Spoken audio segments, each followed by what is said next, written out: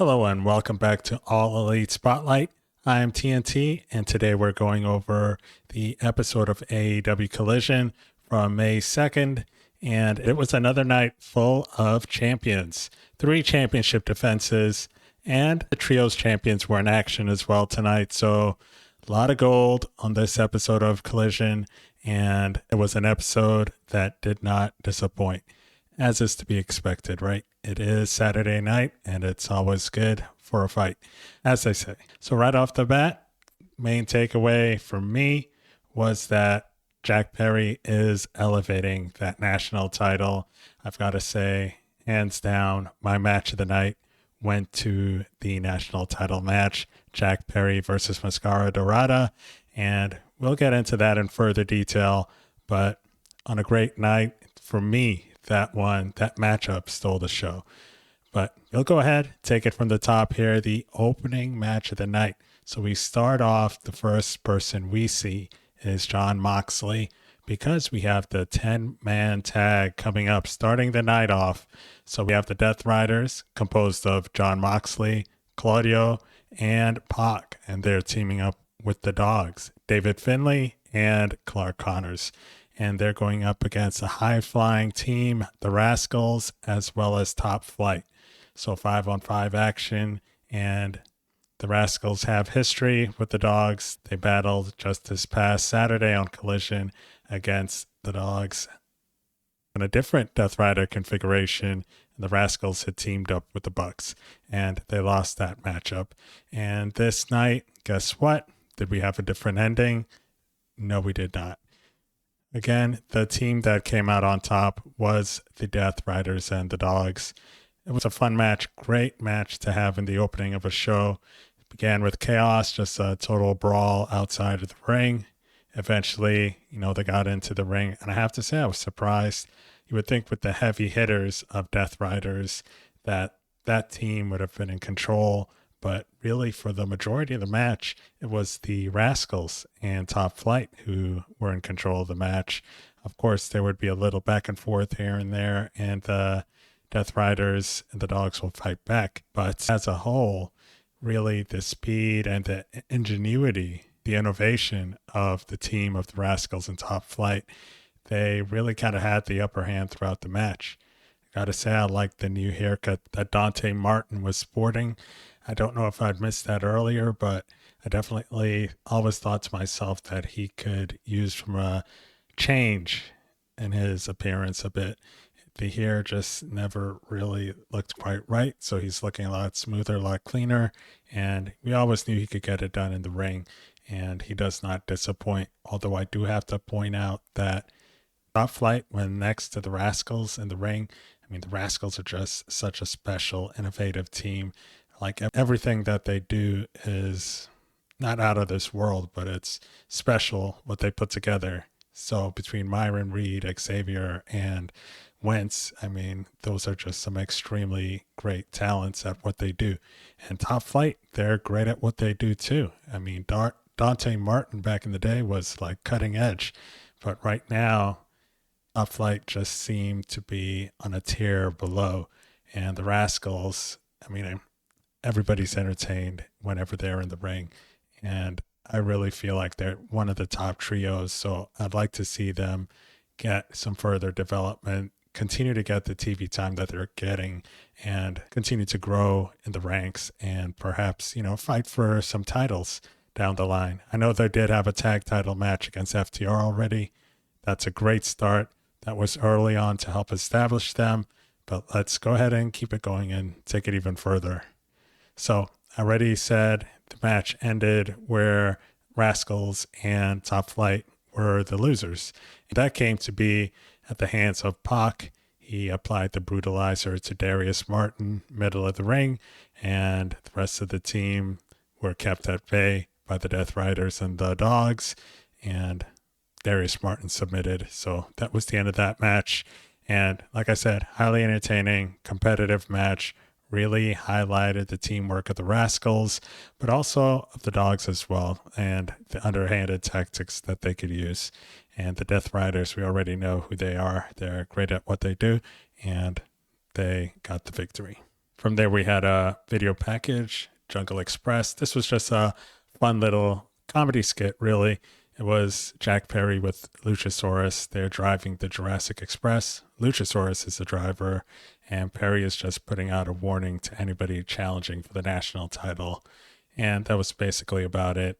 It was titled, I believe, Jack Perry's National Tour. So that's good to see that Perry's getting his due and getting some good quality time on TV, not just in matches, but with promotion as well. And that leads us straight into the next match. It's the singles match, and it is Jack Perry defending that national title, his third title defense against Máscara Dorada. And Dorada is the current CMLL World Historic Champion and also 1/3 of the Trios champions over there as well. So this match, like I mentioned at the top of the show, was match of the night for me. It totally stole the show. Now, last week when Perry defended against El Clone, I thought that match would steal the show just because of how good and innovative El Clone is himself. Against Perry, I thought that was like a no-brainer. But like I mentioned in my previous review video for last week, the match time just seemed a little short. They didn't get to do what I thought they were both capable of. This match had no such concerns from the get-go. So this match started off handshake to start and a bow on both parts, so highly respectful, code of honor, if you would. And they both just totally went full throttle. I mean, it was great technical wrestling. It was a lot of lucha. We got a lot of lucha chants throughout the show, throughout the match, and it was well deserved. I think Jack Perry, that was one of his best matches since coming back. Definitely one of his best singles matches. And Dorada, he just continues to impress whenever you see him in the ring. And like commentary said, AEW is lucky to have that partnership with CMLL because they get some great luchadors and just great all-around wrestlers in there. And Dorada's right at the top of that list as well. So there were some great spots, of course, to be expected.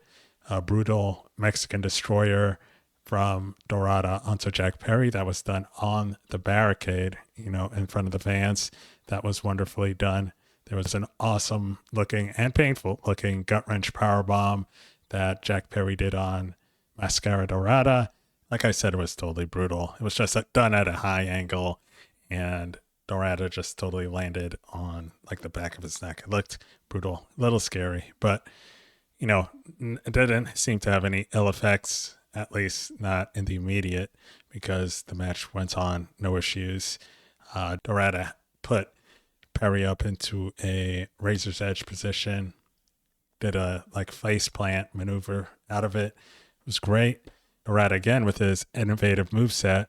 He did the electric chair, had Perry up on his shoulders, that electric chair move, and flipped it into a neck breaker. Excellent work by him and Perry. Great chemistry together. It all came to a head when Dorada went for a shooting star press. Perry countered with his knees, ended up getting Máscara Dorada up on the top. Jack Perry catches him with the Hurricane Rana into a quick pin, 1, 2, 3, and it was over. But the match was given a lot of time. There were a lot of close falls, a lot of false finishes, and like I said, the chemistry between the two of them was top-notch. The fans were really into it, and there was no reason not to be, because I'm telling you, it was a compelling match from start to finish, and definitely match of the night, and one of Perry's better matches since coming back. Definitely the best national title match that we've seen. So we'll see who will be up next for Jack Perry. The match ended just as it began, with a handshake between the two of them. They walked up the ramp together to go backstage. So it was good to see such a hotly contested match for a title in AEW. And it's not just between animosity between two wrestlers. There's also that underlying respect. They're just two guys competing for a prize in the sport that they love. And, they can have respect for each other throughout all of that. From there, we had a backstage promo, really a video package just showing Statlander and Shida after their defeat at the hands of the Divine Dominion on Dynamite. where the Dominion were able to successfully retain their tag titles. And Shida was apologizing to Statlander. Well, really not apologizing, saying that she doesn't blame Chris Statlander for their loss. And that's where Stat totally lost it, slammed Shida up against the wall, said, "Of course you're not blaming me because it was your fault, because you were tagging yourself in. You kicked me. You weren't listening to me," on and on. She put her hand over Shida's mouth and she was all in her face saying, it was your fault that we lost. And from there, Shida was making promises, saying that she's sorry, she'll make it up to Statlander, and she just walks away. And later on in the night, we see another backstage promo, and this is with Stat and Shida again, and they're there with Mina Shirakawa and Harley Cameron, and Shida's bringing up again that she's sorry to Statlander, and she said she'd make it up, so she's got them a tag match, and it's going to be against Mina and Harley Cameron, and that will be on next week's Dynamite/Collision combo. So we're going to finally see them go face to face. They've been having some conflict for a while now, and Harley Cameron still wearing a Babes of Wrath t-shirt, still looking dejected and totally lost. Mina Shirakawa then also questions Chris Statlander as to where she was when Tony got hurt. So now she's throwing Chris Statlander's name as a possible suspect. So not entirely sure where this whole whodunit storyline is going, but I guess in time we'll find out where they're going. Right now, it seems kind of lost a little bit, and they're trying to keep it alive, but it doesn't seem to have a strong direction as of yet. But they're still mentioning it, so it's still something that's real and will eventually have a resolution. Hopefully it's a satisfying one. Let me know in the comments what you all think, or who you think did it and who's responsible, what you think of the story so far, and if you're digging it or not. From there, we saw the Trios champions. We had a trio smash, the Conglomeration, Cassidy, Roderick Strong, and Kyle O'Reilly. They're going up against the MXM Collection, Mansoor and Mason Madden, and their partner, Johnny TV. So this was a quick, fun match. It was just a few funny shenanigans, like you'd imagine, being the Conglomeration and MXM Collision. So after a few of those hijinks, there was a big elbow drop from the top by Orange Cassidy onto Johnny TV. 1, 2, 3. Game over, and they celebrate with a team high five. And cue Ciampa's music. Out comes the Psycho Killer, letting them know that it's just a matter of time. He's fully expecting that this coming Wednesday, when Dax goes against Orange Cassidy in their double Jeopardy match, that Dax will win, which will allow FTR and Ciampa to challenge the Conglomeration for their Trios Championships. However, if Orange Cassidy wins, then the Conglomeration gets to pick 2 of their members to go against FTR for their tag titles. I'd imagine since Ciampa's involved that Dax Harwood should get the win. That's the way things are leaning. But this is AEW, so you never know. The expected does not have to happen. So we shall see come Wednesday. Next, when they came back from commercial break, there was a moment where the commentators gave some respect to Rebel and the announcement that she made online on her Instagram post, just going over her diagnosis with ALS and the seriousness of her condition. So they were just offering her prayers and kind words. They highlighted some of the fans who had signs for Rebel, and we're all hoping for the best, and that, if there's a way that she can beat it, that she'll be able to beat it. That's a super sad story because she was actually a favorite of mine. She was just she is such a good character and was a lot of fun and was really integral for Britt Baker's World Championship run and her popularity at that time. I mean, Rebel was a huge part of that. I don't think it would have been the same without her. So hoping the best for her. Absolutely.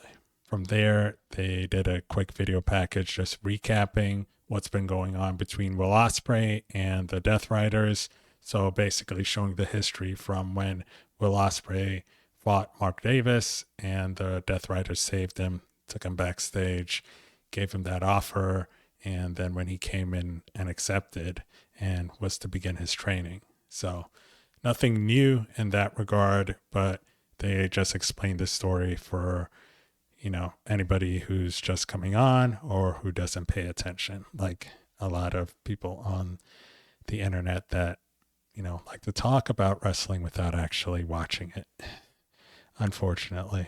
But another great video package, and it helps to keep the story fresh for people.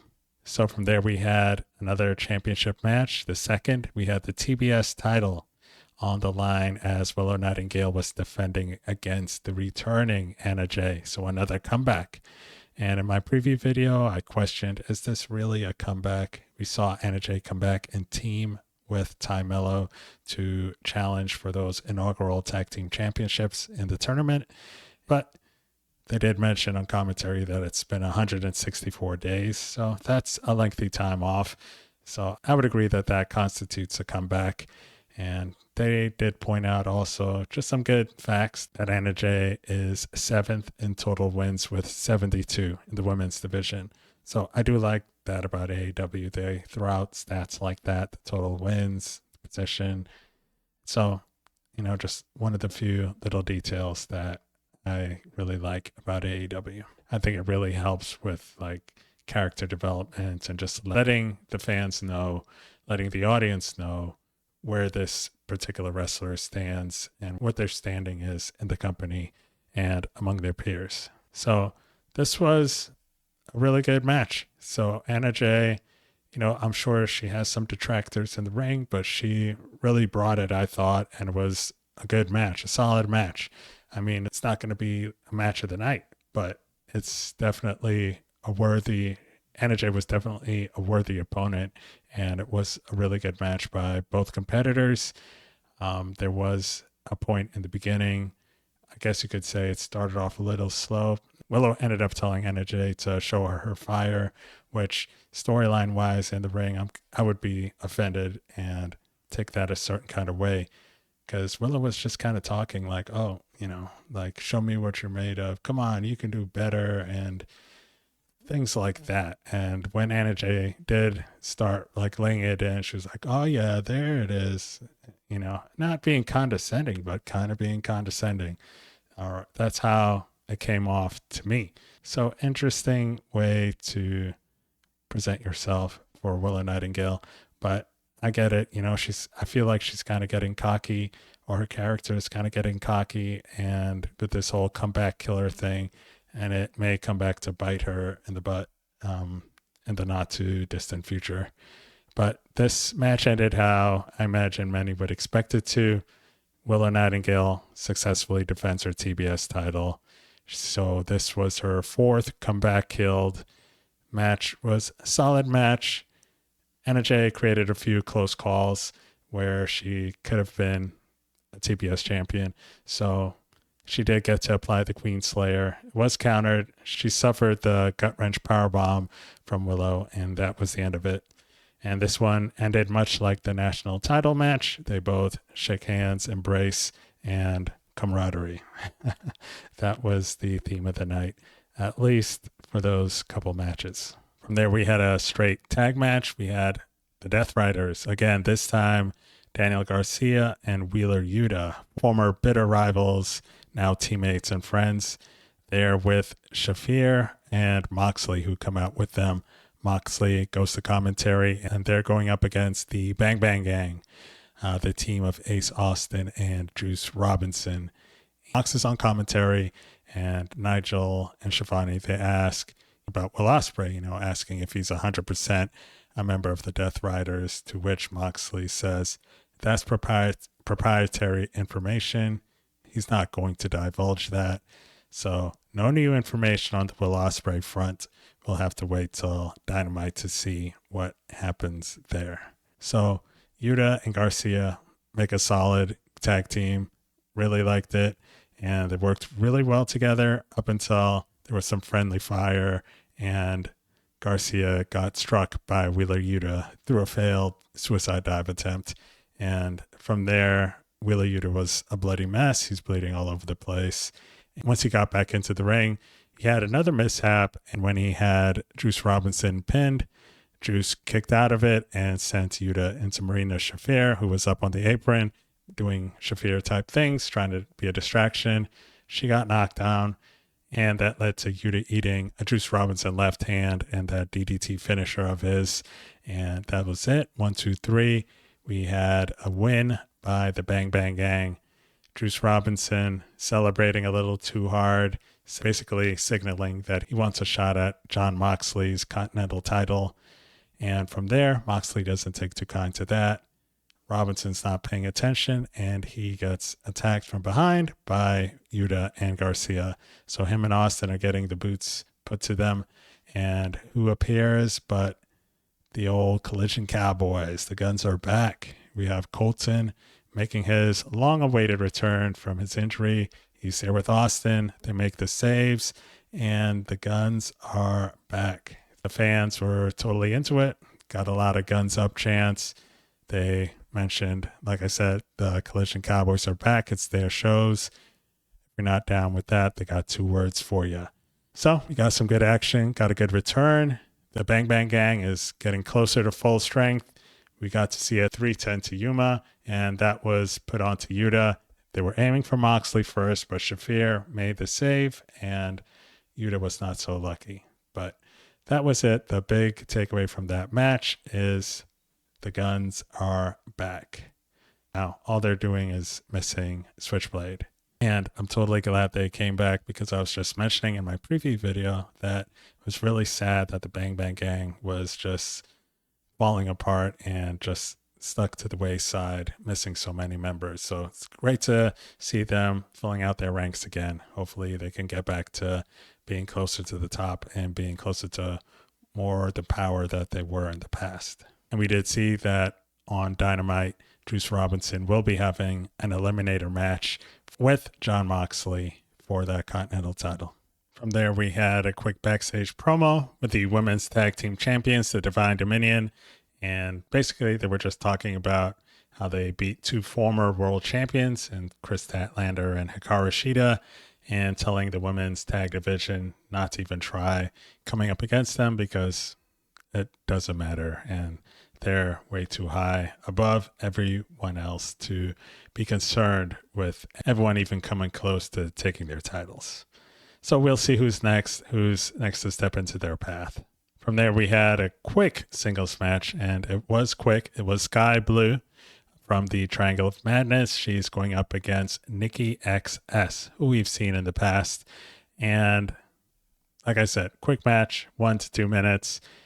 Sky Blue could have won early with a pin from a running knee, but she picked up Nikki and decided to go ahead and put her in a submission and tap her out. Put her in a body scissors with a guillotine and got that tap out victory. And another cool stat that the commentators threw out, and that was Sky Blue's 68th win. So if you remember, Anna Jay had 72 and was in 7th place. So Sky Blue right on her heels, for those who care. And you should, because I like those nice little stats. I like that they keep track of that, and I like that they let us know about it. From there, we had the main event. So the TNT title on the line. We have Hook with Shibata in his corner, and he's going up against champion Kevin Knight. This was a 20-minute time limit match. Did not come into effect, thankfully. Went over 10 minutes, maybe 12 to 15, somewhere in that range.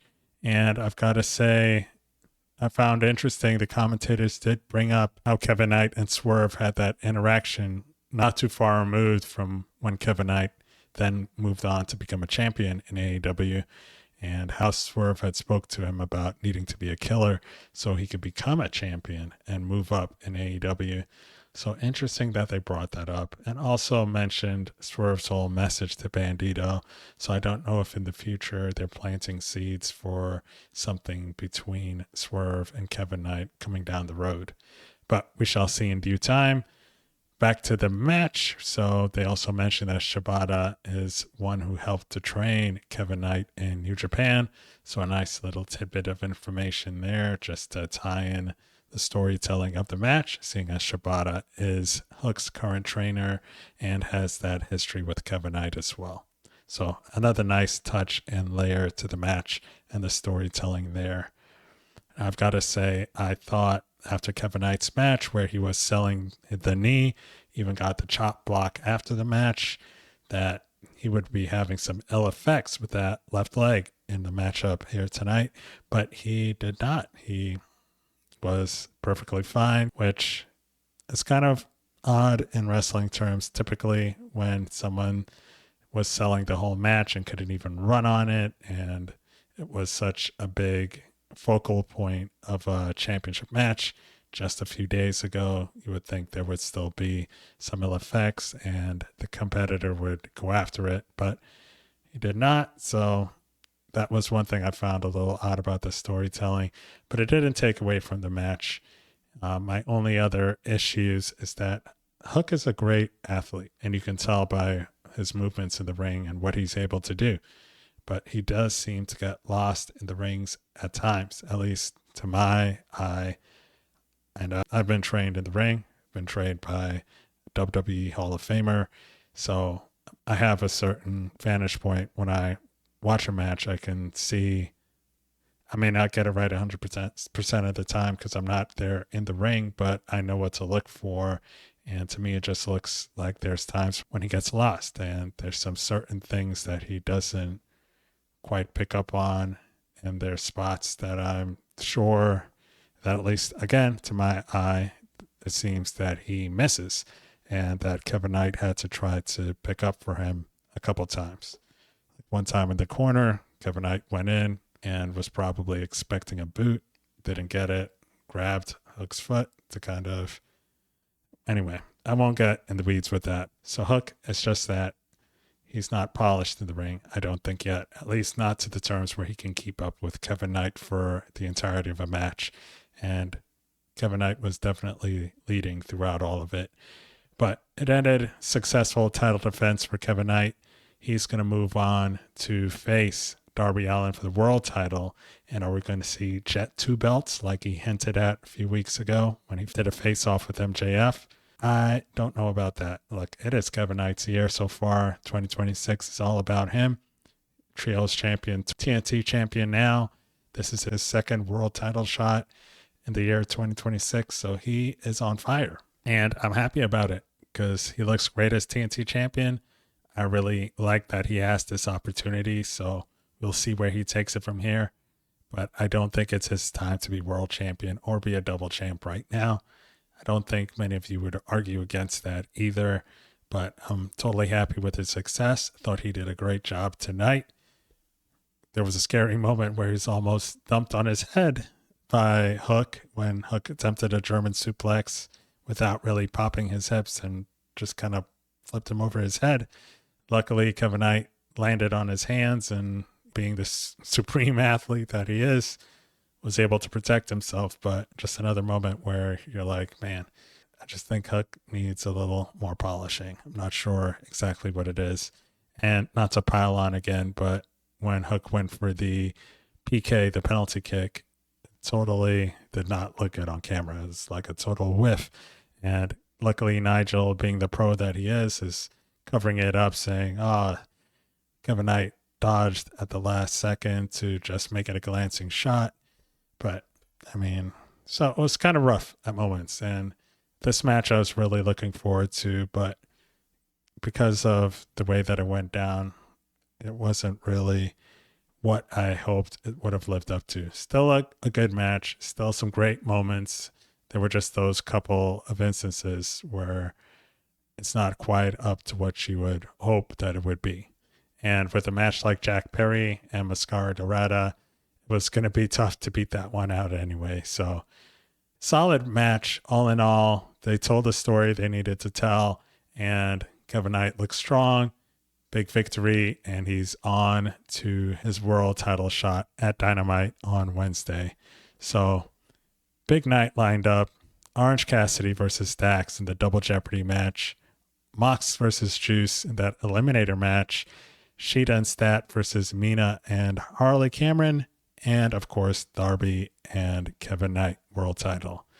And for the Fairway to Hell show on Saturday, that 1 hour special, we have Jack Perry defending his national title against Mark Davis. So that's all that I have for you today. Let me know what you thought about the show all in all. And I, of course, enjoyed it. Thought it was a great night of pro wrestling. It's always good to sit back and enjoy a great pro wrestling show. And we got to do that every Wednesday and Saturday night at the very least. So thank you all for watching. Let me know what you think about the show, about the direction of the storylines, what you think about that Perry versus Dorada match. Let me know. And thank you to all who've subscribed. If you haven't subscribed yet, please do. Like, share, comment, all that good stuff. And have a great rest of your day. And until I speak to you again, take care.